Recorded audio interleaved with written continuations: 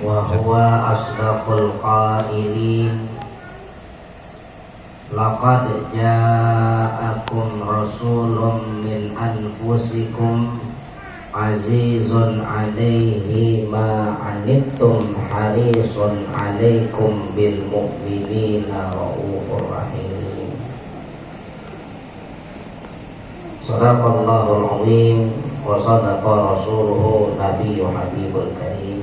Hadratul muhtaramin yang saya hormati dan saya muliakan, para alimil ulama, para kiai, segenap asatidzah, wabil khusus guru kita bersama yang baru saja memberikan nasihat indahnya kepada kita, Al-Mukarram wal-Muhtaram Bapak Ki Haji Suharman Mokhtar. Doakan beliau, mudah-mudahan Allah Ta'ala berikan beliau sehat panjang umur. Allah Ta'ala senantiasa pelihara zahir batin beliau di dalam keridhaan Allah Ta'ala, di dalam kebaikan Allah dan juga keberkahannya. Amin ya Rabbal Alamin. Segenap pengurus daripada musalla masjid, musalla, musalla Haji Hamdan, dan juga segenap panitia daripada peringatan mauludnya baginda Nabi Muhammad sallallahu alaihi wasallam, hadirin wal hadirat, bapak-bapak serta ibu-ibu dan kawan-kawan saya semuanya. Mudah-mudahan Allah Ta'ala senantiasa limpahkan rahmat dan keberkahan yang banyak untuk kita semua. Hadirin, baginda Nabi kita Nabi Muhammad sallallahu alaihi wasallam, yang dengan sebab beliau kita bisa berbuat taat kepada Allah, yang dengan sebab beliau kita mampu dan tahu cara untuk berbakti kepada kedua orang tua kita, yang dengan sebab beliau kita bisa berbuat dengan kebaikan-kebaikan di dalam kehidupan kita. Ialah sosok yang mulia. Bahkan tatkala banyak di antara umat Nabi mereka yang merasakan kesulitan-kesulitan dalam kehidupan, pun Nabi kita merasakan apa yang menjadi beban kita. Dalam ayat Al-Quran Allah Ta'ala berfirman, laqad ja'akum rasulun min anfusikum azizun 'alaihi ma 'anittum harisun 'alaikum bil mu'minina raufur rahim. Sungguh telah datang kepada kamu seorang rasul dari jenismu sendiri, yakni manusia, ialah baginda Nabi kita Nabi Muhammad sallallahu alaihi wasallam. Azizun 'alaihi ma 'anittum, sungguh terasa berat bagi Nabi penderitaan yang kamu rasakan. Apa yang kita rasa Nabi pun merasakan, bahkan lebih Nabi merasakan dari apa yang kita rasakan. Pernah suatu ketika, hadirin hadirat, dinyatakan dalam kitab Syama'il ada satu riwayat dari sahabat Abu Talha radhiyallahu anhu. Beliau menyebutkan, syakawna ila Rasulillahi sallallahu alaihi wasallam al-ju'a. Kami ini sahabat pernah datang buat berkeluh kesah kepada Nabi sallallahu alaihi wasallam al-ju'a, akan kelaparan yang sedang kami rasakan. Jadi pernah suatu ketika negeri Arab itu dilanda kelaparan. Ya, ini banyak makanan-makanan yang sengaja nggak bisa sampai kepada orang-orang Islam pada saat itu. Bahkan sebagian orang-orang yang sudah tua umurnya banyak yang meninggal dunia karena kelaparan. Bahkan banyak bayi yang sampai meninggal karena tidak mampu menyusu kepada ibunya. Kenapa? Karena ibunya kelaparan. Tapi di antara banyaknya kelaparan-kelaparan yang terjadi pada para sahabat saat itu semua melihat kepada baginda Nabi SAW dengan fisik yang selalu kuat, tidak terlihat lemah fisik baginda Nabi. Sampai-sampai sebagian sahabat mengira jangan-jangan makanan terus datang kepada Nabi. Dikiranya yang kelaparan umat doang, tapi Nabi nggak kelaparan, terus dapat makanan. Akhirnya sahabat Abu Talha dan beberapa kawan-kawannya datang berkeluh kesah kepada Nabi Shallallahu Alaihi Wasallam.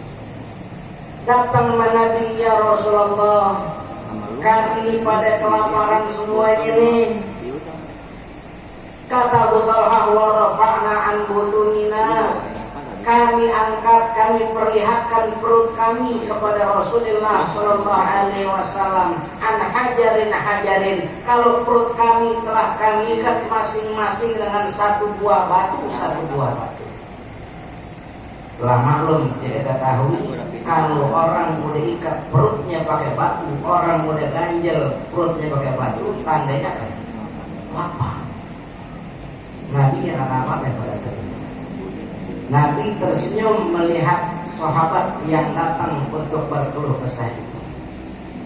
Apa yang terjadi hadirin hadirat? Wa rafa'a an batnihi sallallahu alaihi wasallam. Maka Nabi pun angkat perut mulia beliau.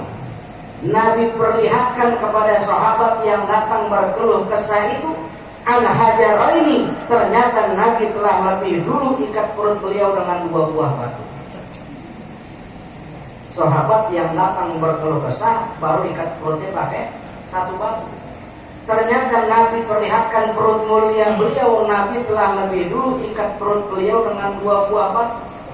Ternyata Nabi lebih menahan rasa lapar dari sahabat-sahabat yang datang kelaparan. Tapi Nabi tidak berkeluh kesah hadirin hadirat. Apa yang terjadi? Sahabat Abu Talha dan sahabat-sahabat yang lainnya melihat Nabi telah mengganjal perut beliau dengan dua buah batu, mereka menyesal akan berkeluh kesah kepada Rasulullah.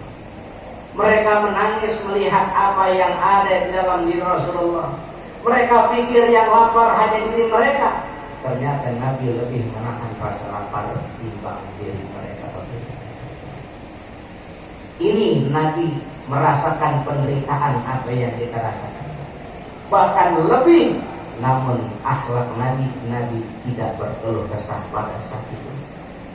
Kesabaran yang Nabi tampakkan, ini akhlak perihal yang mesti kita tiru, kita contoh daripada baginda Nabi kita, Nabi Muhammad sallallahu alaihi wasallam. Harisun alaikum bil mu'minina raufur rahim. Nabi begitu kepengen, berharap besar kepada kamu, kepada kita semuanya sebagai umat, agar kita semuanya menjadi umat yang beriman kepada Allah dan Rasulnya. Nabi kepengen betul kalau kita jadi orang yang beriman kepada Allah dan Rasulnya. Pernah suatu ketika waktu Nabi lagi dakwah ke Taif, Nabi ke Taif bukan disambut pada saat itu, namun Nabi disambit. Bahkan ada batu yang sampai kena ke wajah mulia baginda Nabi Sallallahu Alaihi Wasallam. Yang sering kita dengar, sampai malaikat datang, Nabi disuruh pilih mana cari bukit yang paling besar. Untuk apa? Pengen ditimpa orang-orang Taif pada saat itu, gunung bukit yang kalau Nabi tunjuk pada saat itu. Tapi apa kata Nabi?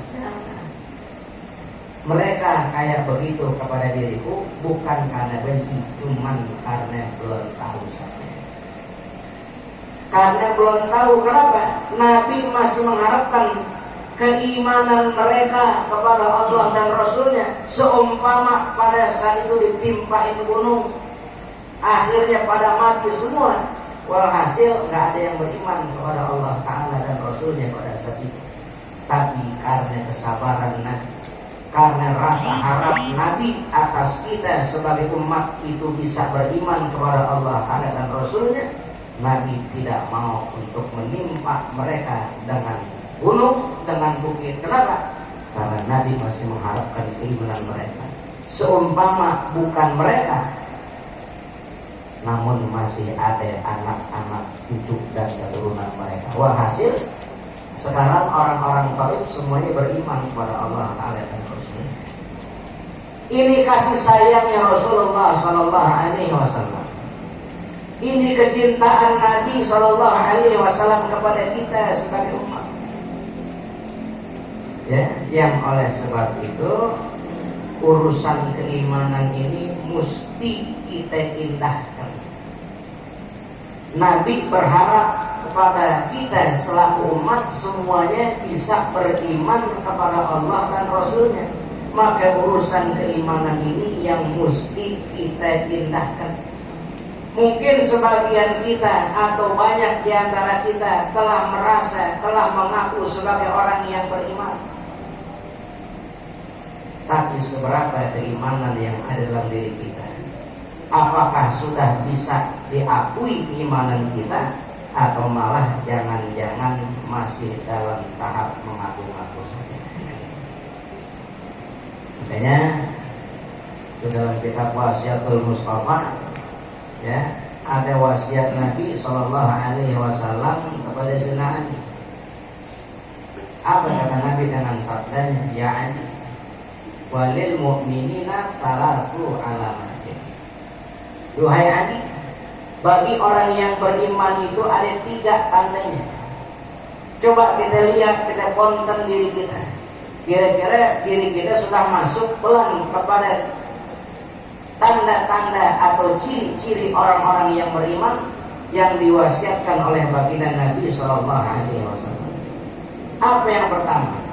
Yubadiru fi ta'atillah. Orang beriman itu bergegas, bersegera dalam urusan ketaatan kepada Allah Ta'ala. Coba kita lihat diri kita. Diri kita sama urusan taat udah bersegera belum? Atau jangan-jangan kita masih lalai dalam urusan taat. Kita taat sama Allah, jangan-jangan cuma depan orang doang. Kalau nggak ada orang, kita berani sama Allah. Apakah patut kita mengaku sebagai orang yang beriman pada saat kita ini melaksanakan sesuatu yang bersalahan dengan tandanya atau cirinya? Seingat, ya, Al-Walid Mu'alim Syafi'i itu di akhir-akhir hayat beliau dalam ceramah maulidnya, karena musim maulid yang kemarin ya, apa tinggal berapa tahun itu ada taklim yang maulid apa sih kata beliau. Banyak sekarang orang-orang itu dalam acaranya bikin tema, ya, temanya marilah kita tingkatkan iman dan takwa kita di dalam memperingati maulid baginda Nabi Sallallahu Alaihi Wasallam. Nah, abah nih menggarisbawahi urusan iman dan takwa. Kata abah ini, kalau urusan iman dan takwa, apa takwa? Takwa itu menjalankan perintah Allah, menjauhi larangan Allah. Maka di dalam pengertian ini pun ada masalah katanya. Begini masalahnya. Pada saat takwa itu menjalankan perintah Allah, bagaimana kita bisa menjalankan perintah kalau kita nggak tahu apa yang diperintah? Bagaimana kita bisa menjauhi larangan kalau kita nggak tahu apa yang dilarang? Makanya kesimpulannya ini, kalau kita pengen bisa berbuat taat kepada Allah, kita pengen bisa menjalankan perintah Allah dengan sebaik-baiknya, kita mau bisa menjauhi larangan Allah dengan sebaik-baiknya, maka mau nggak mau kita mesti ngaji, kita mesti cari tahu. Karena urusan bab taat perintah Allah itu kita bisa tahu adanya di majelis taklim. Makanya saya bersyukur kirang hati saya bisa bertemu dengan guru kita bersama Bapak Kiai Haji Suherman Mokhtar. Doakan beliau sehat panjang umur, bisa terus-terusan ngajarin kita. Dalam satu hadis ada yang menyatakan pernah bersabda Nabi Shallallahu Alaihi Wasallam kepada para sahabat-sahabatnya. Kata Nabi begini, man ahabba ayan dura ila utaqa illahi minan nar. Siapa orang yang mau melihat kepada orang-orang yang Allah merdekakan dari api nerakanya, kata Nabi, falyandur ilal muta'allimin, maka hendaklah dia lihat kepada orang-orang yang pada ngaji.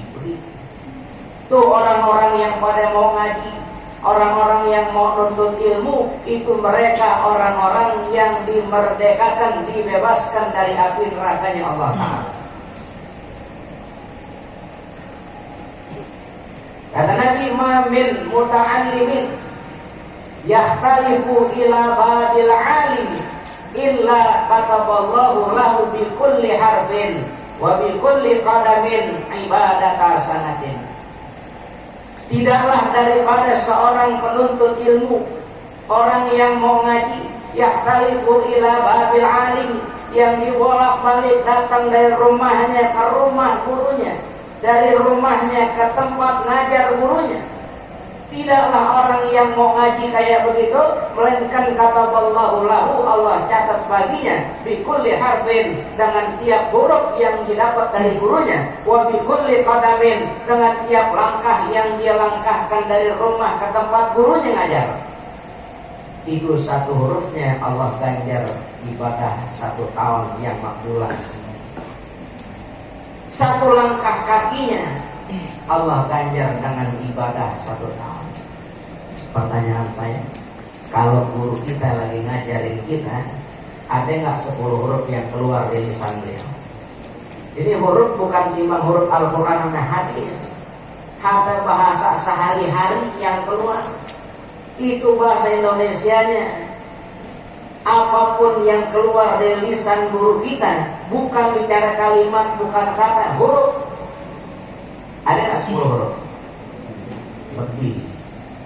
Kalau 10 huruf saja itu keluar dari lisan guru kita, udah 10 tahun ibadah yang makbulah, ibadah yang diterima oleh Allah Ta'ala kasih buat kita. Itu 10, tapi nggak mungkin 10. Katakanlah 100 huruf yang keluar, sudah 100 tahun ibadah yang makbulah, Allah ganjar pahalanya buat kita.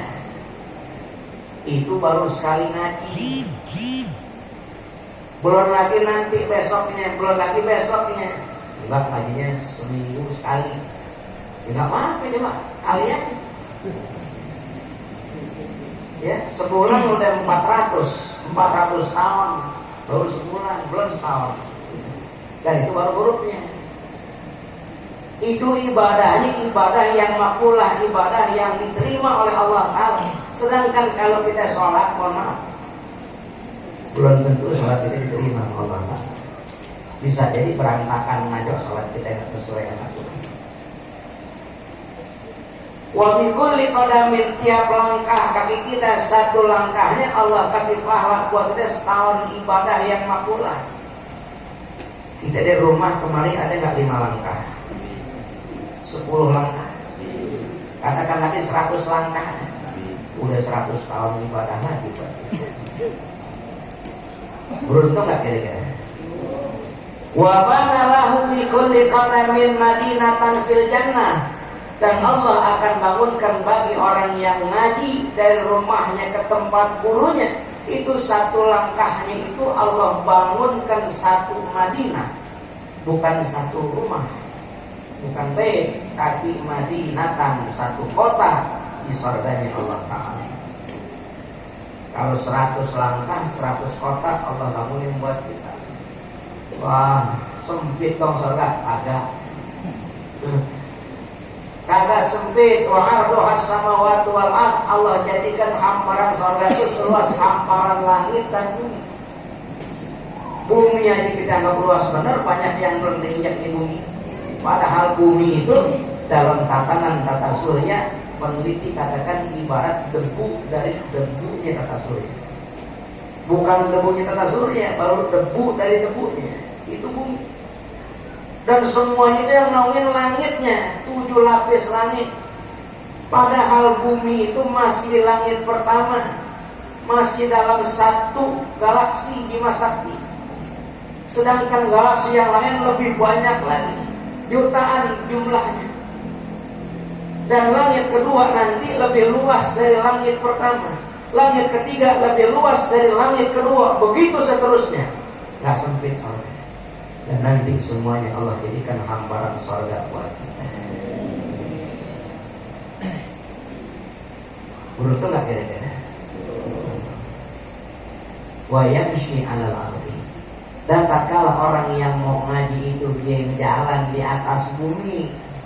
Wal ardu tastaghfiru lahu, maka bumi yang diinjak mintain ampunan dosa kepada Allah buat dirinya. Kita jalan di atas bumi mau ngaji, itu bumi yang diinjak minta ampun kepada Allah buat dosa kita. Bahkan dalam riwayat yang lain, wal haitanu fil bahri, itu ikan-ikan di lautan semuanya mintain ampunan buat orang yang pada mau ngaji. Kira-kira kalau ikan di laut ada nggak 1000? 1000 sih timbang di Ancol lah pojokan no. Bayangin kalau semua ikan di lautan mintain ampunan buat kita orang yang pada mau ngaji nuntut ilmu. Ikan nggak punya dosa, jangankan semua ikan, satu ikan dimohon munajat sama Allah dikabul doanya itu ikan.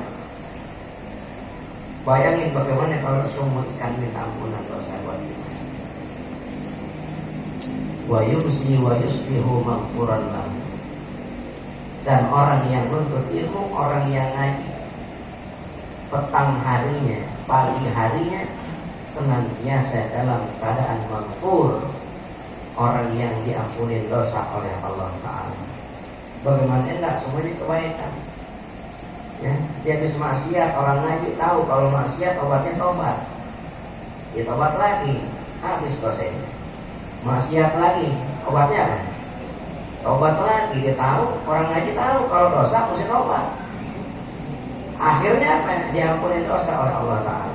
Kalau orang ngaji ya gak tahu, ditumpuk-tumpuk dosanya. Mohon maaf ya, ini bicara dosa, tobat lagi, ntar dosa lagi, tobat lagi, dosa lagi, tobat lagi.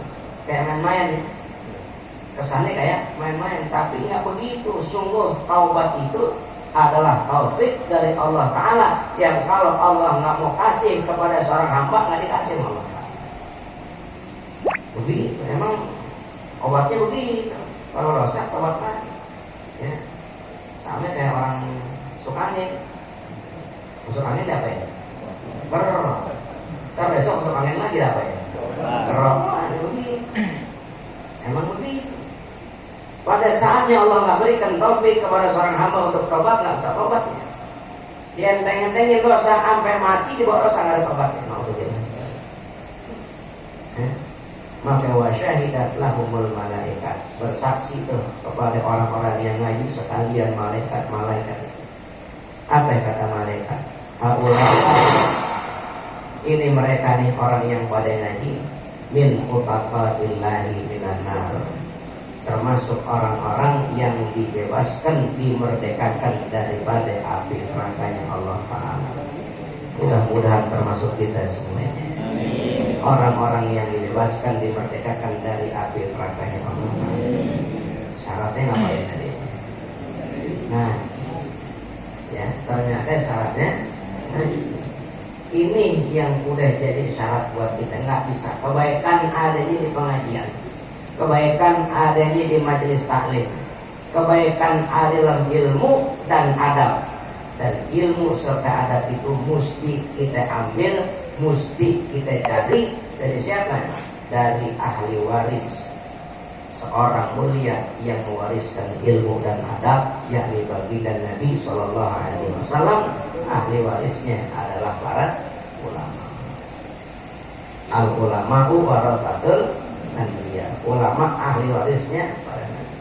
Maka sekali doain dulu kita biar sehat terus, sehat panjang umur, bisa ngajarin kita terus. Amin ya rabbal alamin. Nih orang beriman yang pertama, yubadiru fi ta'atillah, bergegas bersegera dalam urusan taat kepada Allah. Dan sungguh orang nggak bisa taat kalau nggak punya ilmu. Yang kedua, wa yajtanibul maharim, orang yang beriman senantiasa menjauhin hal-hal yang haram.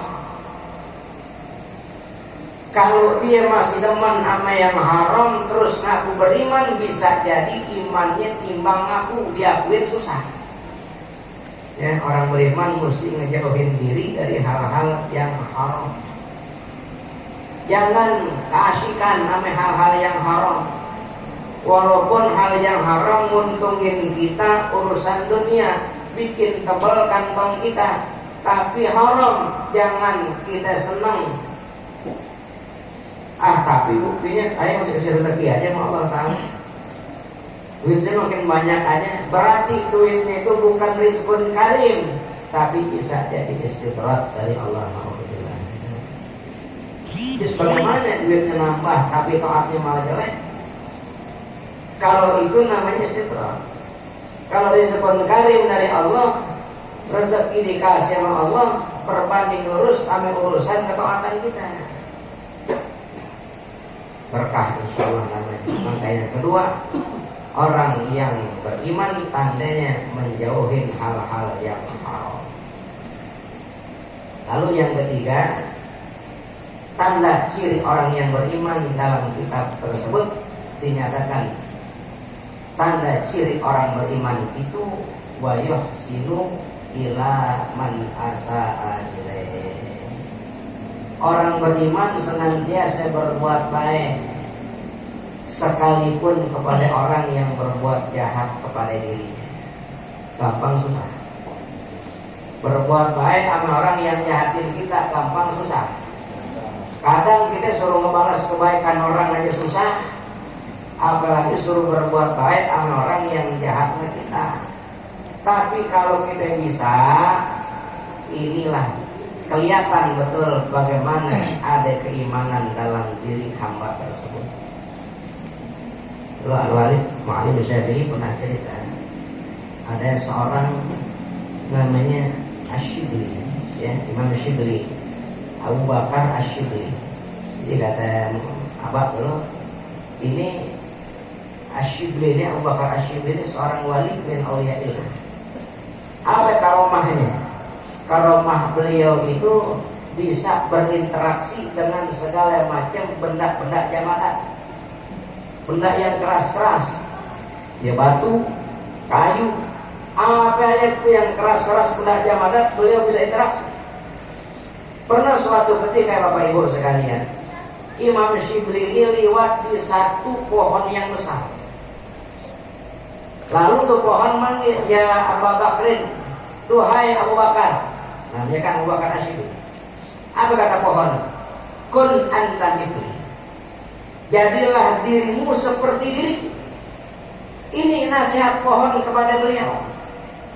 Bingung bagaimana? Dijawab Imam Syibli, kaifa akunu mithlak, bagaimana saya bisa jadi kayak ente? Anna basyarun wa anta syajarun. Saya kan manusia, sedangkan kamu itu pohon. Lalu pohon itu jawab begini, an-nasu yarmunani bil ahjar wa uqtihim bistimah. Kata pohon, itu orang-orang pada lemparin saya pakai batu, tapi saya berikan mereka buah. Paham nggak ya? Kita kalau mau nyanggap buah dari pohonan ya, kan pakai batu ya, itu apa namanya itu? Nyambit, ya, nyambit. Ke batu tuh. Kira-kira ada pohon dibalas batu dikasih buah. Dikasih buahnya pohon. Kalau umpama kita sambit pohon pakai batu, terus pohon balas kita pakai batu lagi, kalah kencang kita. pohon gede begitu, tapi ame pohon dibalas ame buahnya.